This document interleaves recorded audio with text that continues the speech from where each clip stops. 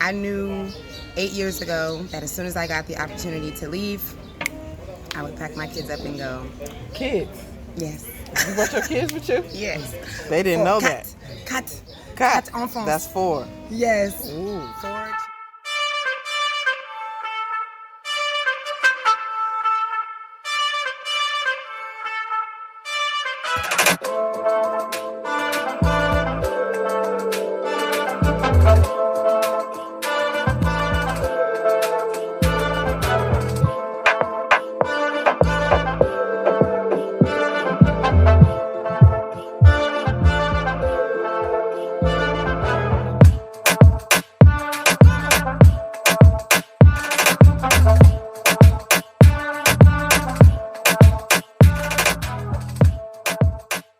This is not gonna be long because my selfie stick messed up. Where you at? Oh. Okay. Okay. So drink your juice, and we're just chilling. So, what's your name for all the people, so they know who you really are? So I am Dela Ntima. And what's your YouTube channel? Your social stuff? Dela Soul, DAILAH Soul. My Instagram is I am _Lala with the H at the end. And then De La Soul is my other Instagram. That's about it. And how did you end up in Senegal? Ooh, Where are you from? Let's do Okay. that first. Where are you from? Which one do I feel like? I'm from Tulsa, Cali. I'm from Tulsa, LA. So I was born in Tulsa and I was raised in Los Angeles. Okay. And now you're in Senegal Yes. for vacation? No, I live here. This You is live home. here? Yes. What?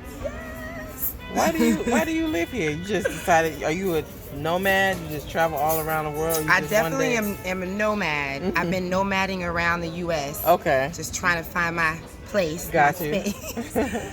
But I just can't stand America. There you go, plain and simple. That's my best answer. That's what it is. If you just have to sum it all up. Yes, it's really easy. There you go. It's just too much. I've always wanted to leave. My father used to travel, so he would bring me back stuff. So I think I've always had this obsession, which is probably what made me be, from state to state. Like you can get all these little things from all over. Yes. But it's like as soon as I knew 8 years ago that as soon as I got the opportunity to leave, I would pack my kids up and go. Kids? Yes. You brought your kids with you? Yes. They didn't know that. Quatre enfants. That's 4. Yes. Ooh. 4 children. 4 small children. With you? Yes. Here? And how do they like it? By myself. Ooh. They love it.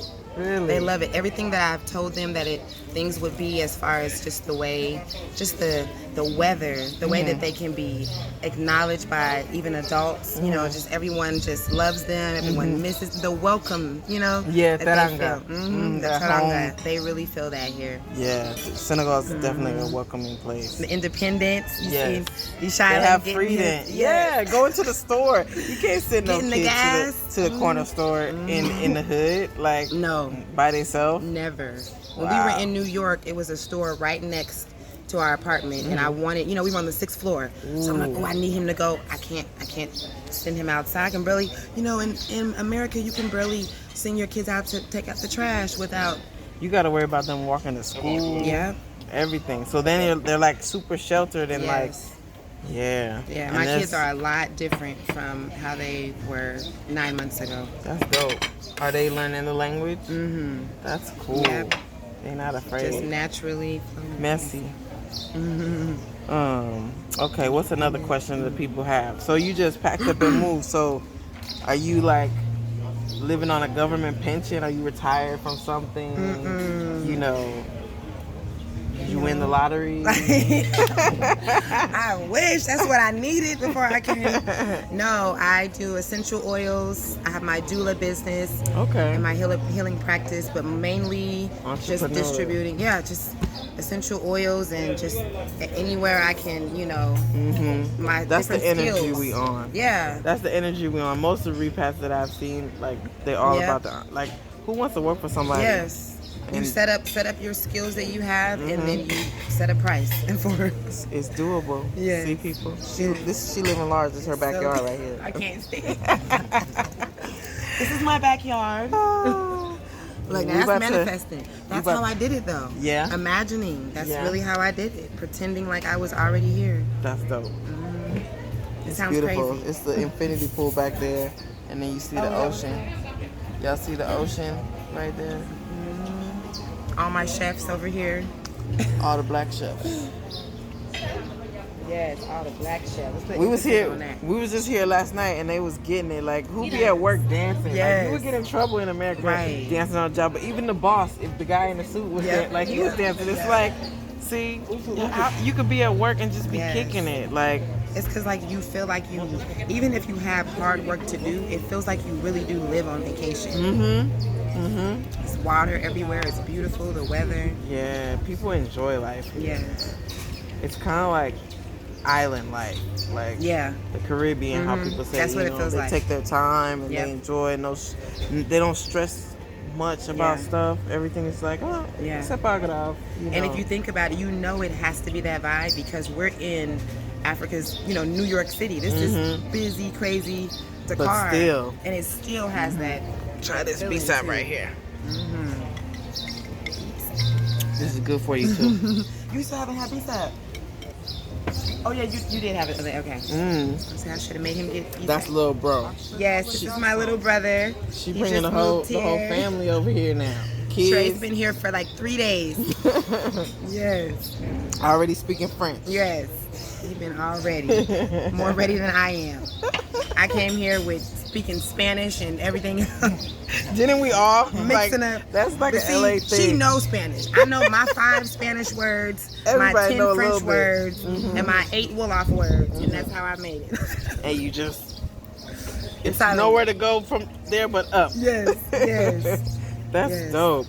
Well, I'm so happy to have met you. Yes, people may not know that, it's other YouTubers here. Yes. And that we actually know each other. Yes. And it doesn't matter if we live an hour, 2 hours away. We still kick it and get together and support each other and whatnot.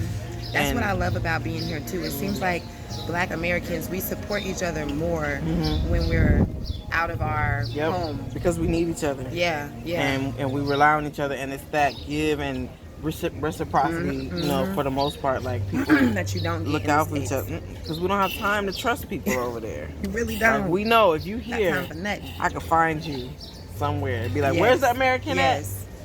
Right, and there's times that if someone needs you, they, it'll be vice versa. You need me, I need you. And you have the time. You're not like, "Oh, I don't have time to help you change your tire," or whatever. Like, you could wake up your neighbor from asleep and be like, "Hey, I need a jump." Yeah. And they won't get mad at you or nothing. Like, it's crazy. Oh my goodness! You just reminded me about experience I had needing a jump in America.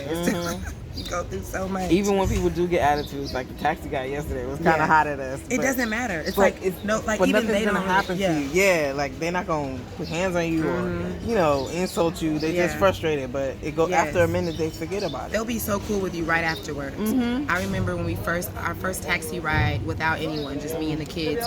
And the kids, I think we were coming from the beach, and they got sand all over his back seat, and it was kind of like that old school mama or that African mama. He's like, and he's just going on. We have no idea. The kids are like, tell you about getting sand in my car. Yes. And we were like, oh my God. And I really didn't know then, but after a while, you're like even after he did that, he's like, okay, bye. I'm like, are you mad at us? People be mad. You be on an airplane, that'd be the worst when your kid be disturbing other people and you feel like anxiety, like, oh shoot, because people are like, what are they thinking? They're like, she can't control her kids, she's not a good mom, and like here they'll take your baby for you and be like, I'll hold him while you nobody's tripping that your kid is crying. They know it's normal. Nothing is a big deal. Nothing is a big deal. It's like, even when you think it's a big deal, they're like, it's cool. Like, I was just a little frustrated. Don't sweat it. Like, your kid be touching stuff in the store, about to break, you be like, don't touch. They be like, leave him alone. Let him do. And then they'll even give him something like a candy or whatever after. Like, with Coast, I was that mom that was against the whole strapping. I'm still against the whole. I don't, I'm not that with backpack that thing that the other people do. But, you know, we got stuck in New York, and it was crazy because Closest trying to run out. He almost ran out on the train. This her baby. He's 3. He's active. I don't even know how we made it. So I had to I had to get that. I went on Amazon and bought that wrist thing, and it helped. It looks like abuse. It does, but because you know what people be thinking, right? When They they be see thinking you. that, but it's really where if you have an active child and you're trying to live abroad, and I don't want him to feel like I'm trying to control him, so I allow him to get that little bit of, you know, you can go out a little bit, yeah. But here, when they see me with it, they're either laughing or they're like, no, because don't be like, putting your kid on a leash. Yes. And I'm like, y'all don't two bob understand. stuff. Right, exactly. And when sometimes they'll be like, sometimes they'll be like, oh, okay, he's like, I'm like, yeah, they get it. Like, after. Come on, y'all. Then everybody starts to know him, and they'll be like, okay, yes, that's what happened. She have a reason for doing that. We all have accepted it. Yes. Just the neighborhood baby. Yes. So, that's the neighborhood baby. That's how it is. Exactly. That's how it is here. It's so dope. It really is. Yeah, a lot of people don't know that we knew each other before we got here. Yeah, because I reached out to you right before we came. Yeah, like you reached out to me once, and it was like a couple of months before, and then it was months. I couldn't find you, or then I didn't hear from you. You said I'm moving with my kids. I remember it was like I was so excited. I'm like, somebody else is moving with kids. I was like, I gotta have friends, and then I hadn't heard from you, and I think you was still on your way here, like you was in New York. Stuck in and then it was like the day we was putting our stuff on the shipment to ship it, and then you somehow we got in contact where you called, and I was like, oh, she's really going. I found her again. I remember that now. Yeah. Because initially I thought that we were just gonna get to New York and then go off, so I had to go through those 4 months of getting It's always a challenge getting here. It's always something trying to deter people. I've heard so many stories. I know this wasn't. It's this with the new pandemic and everything. Traveling now, making this move now. A lot of people's flights getting canceled, fake canceled, right? And they get to the airport and then that's what happened. A lot of people. on the plane. Yeah. Our flights initially got canceled. They didn't say nothing. Like we were just like, we're off to Senegal, and then we go there and no one's there. No one's at the gate. And then the second time we almost didn't make it because our the test didn't come in time. So it's always something. It was crazy. But that's how you know who's determined and who's not. Like if you're serious about it, like we sold everything, you know. Like we was like, we done. We left our jobs. Everybody was like, oh, like, are you okay? You know it's real. And it was crazy because normally people thinking that you're crazy or thinking that you know, would like deter somebody like me because I'm very careful and logical and like strategic and stuff and follow, you know, safe by the rules. Yeah. But like I was already done. Yeah. I was like, nah, man. And that's what this journey taught me though. Like them plans, I had the whole plan. You know, I had bought our furniture and our appliances before we came. I got my apartment. It was a plan. And things don't always work out as planned, just so you know. That's why Africa teaches you patience, because even to get here, you gotta be flexible. Yes. Let's just say that. Everything is just flowy. You gotta be able to adapt. I think it's good to have a vision. It's good to have a goal and a vision. Like I knew where I was going, you know. But it's like if you're gonna make a plan, but then don't go crazy when it starts, you know, doing its thing. Okay. If you had to give anybody advice, like what was your most important advice be? I think for me, when people say they're coming and they contact me, I always tell them like, stay in a hotel, nice like this, or any hotel, because hotel will have Wi-Fi, everything, and just find a place to stay first. Because like that Airbnb and all that other stuff you can't do that from afar. Every day, right. You got to do some stuff when you get here. There's a lot of types of stuff that you can't just do. But what advice would you give people Like, would you tell them to visit first? Would you tell them to... Well, first I want to say to your advice, because you said that for the first time yesterday, and I was like, oh, I never heard that. That does make sense, because unless you're able to adapt to, maybe you get into, and for us in the Airbnbs, in the States, we know the water's going to be working, Wi-Fi is going to be up, and all. But here, there is a huge chance that it's not going to be like that. You're not going to have hot water. The Wi-Fi might not be set up because if nobody was staying there, they're not paying for it. Exactly. It's not so unlimited. When you said that, I was like, I should start telling people that at least try to get, depending on your budget, try to get an affordable, hotel, or they have some really good motels especially too. if you come in with kids. I know people coming with kids, some older kids. Like this lady asked me, and I was like, you don't want all your family to be uncomfortable. Yeah. If it's hot, they may show a picture of a ceiling fan, and the ceiling fan is only in one room. Exactly. That's how the house that we renting is. Exactly. I'm low maintenance like that, so I figure it out. But at the same time, you don't want to be uncomfortable while you're adjusting to a new place. You want to be as comfortable and relaxed. Yes, it's possible. And and enjoy yourself at the same time. That way you don't have stress when you're out in the streets trying to pound the pavement, looking for a place. You come back, you're like, okay, at least I got a place where they cook my food, and you don't have to go around buying stuff. Like, you don't want to, unless you've been to the country you're going to before. Like, you don't want to start from zero and then be uncomfortable. Exactly. But so that's my thing, though. I think that's why it's so hard for me to give advice, because the way I came here was crazy. It was crazy. Unconventional. Don't try this at home, kid. But don't try this at home. I came here with $167 in my bank account. So I think my advice is like, no matter how much money, I've seen people come here with $30,000 and be broke the next month, literally. So if my thing is like, if you're gonna make this decision, if you're gonna do what you said, quit your job, sell all your stuff, you just need to have that mindset you have to be like you have to be fearless. You got to be ready for the decision that you made, because and even the for naysayers. me, and the naysayers, that too. Like, don't tell nobody. That's my first thing. Keep it on the low. Trust those 2 or 3 people. Don't tell everybody, because you can't have everybody. Most people are not making this move yet, so it's like it's a foreign idea when people hear that you're doing this. It's like, wait, what are you doing? That's crazy. Who do you know over there? Have you been over there? And they call you like, I'm worried about you. All that energy is real. All that energy. And, I was completely confident in my move. For 8 years, I knew where I was going. Wow. I had no problem with visiting. I'm like, I don't care about that. I'm going. And then in my last 2 months that I had to share it with my parents, and even with the support, like my father especially, he's like positive, but still his fear, the unknown. So I'm like, damn, I'm starting to worry about stuff. Like, I didn't even notice that there's things that's starting to make me feel. So it's so important to like tell those 1 or 2 people that that when it starts getting rough, they're gonna say, keep going. Like that was what Nicole was for me. When I was like, that's good. Yeah. Like when we were getting when I was leaving Oklahoma to go to New York, and I had too much luggage, and we had to literally, the whole airport was clapping for us, because we had to take out, we had to keep taking out the things and putting it in a new suitcase, and go on and put it on the scale, and then do it again. We did that like 6 times, and I only had we got on the plane and within like the last 10 minutes of it boarding. So it was always scary, crazy stuff like that, and it was just like, and people cheered for you once you got the whole airport was like, you made it. You got it.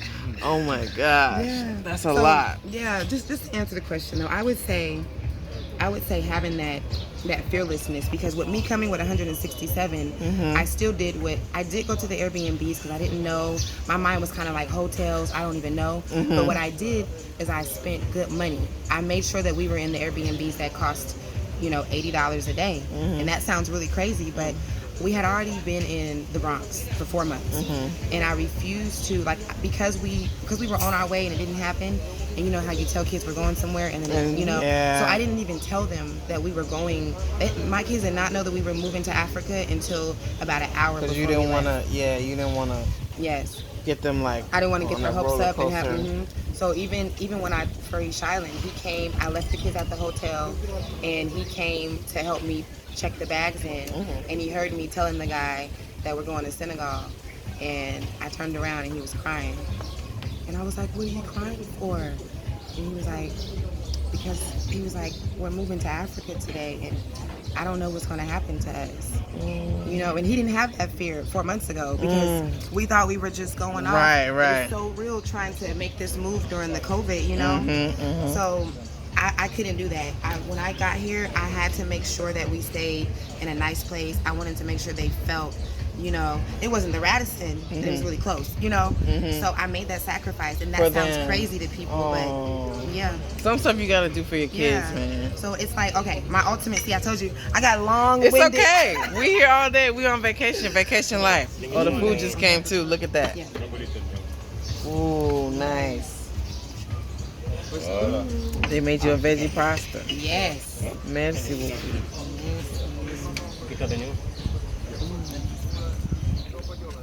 So I would really say that fearlessness. Look, we can do it. So I would say that So I would definitely say that fearlessness and be ready to make those sacrifices. But if you're going to make those sacrifices, it's like that saying, if you're going to pray, don't worry. If you're going to worry, don't pray. Right, you know? right. Like, I couldn't spend that money and be like, oh my God, I'm going to, you know, I had to, okay, I'm making this investment. This is what I'm doing. Accept it and let it go. And just, it's the, I don't know, like. Fearlessness. I think that's dope advice. Yeah. You can't be fearful because other people are already going to be fearful for you and in your, you know, around you. And even people from here, like my family from here, my in-laws was like, with her having a whole husband, with her being here, how many times did y'all even come here over the last like 8 15 times. years or so? And they was like, but yo, good job over there in America. Like, we be watching the Kardashians and stuff, thinking that that's your life. And no. That's amazing. Yeah, you got to have that fearlessness because what are you going to, when you make a decision like this, now if you're not doing it how a lot of us are having to do it now, where we are not able to just come and visit and pick out our house and da-da-da-da-da. If you're not doing it that way, then okay, you know, it'll be but that's the thing too though. I was gonna say it could be a little bit more smooth, but that doesn't always mean that either, you know? That's true. Yeah. It's like you can't have expectations. Be flexible. Yeah. Be flexible and then be open. Like don't come don't here. Don't have no expectations. Yeah. Don't come here and be like, oh, it's supposed to, you know, don't try to change the culture. Yeah. You know? Like, oh, they don't have this like this. No, this is here. This is how it's done here. Yes, that's it. Don't this is try how to people change dress the culture. here. This is how people eat here. Yes. Just go with it. And unlike, you know, in the States, it's okay for us to have neighbors that we don't speak to. It's like, don't even speak to me. But here, you cannot come to a place where you don't really know people and you want to connect and then you don't connect. Be all stuck up. Right. You're not talking, you're not smiling, you're not, it's weird to not greet people in Africa, you know. It's very too Senegal, especially, right, very too bobbish. Don't be too bobbish. Right, so. We're going to eat now. Okay. Go follow her. Yes, follow me. Subscribe. This is my homegirl. She crazy, but I love her. We're going to eat our good food. And I'll check y'all later. Peace out. Peace out. Black people, we the coolest. We the baddest. We the flyest. We the realest. I love y'all. Peace.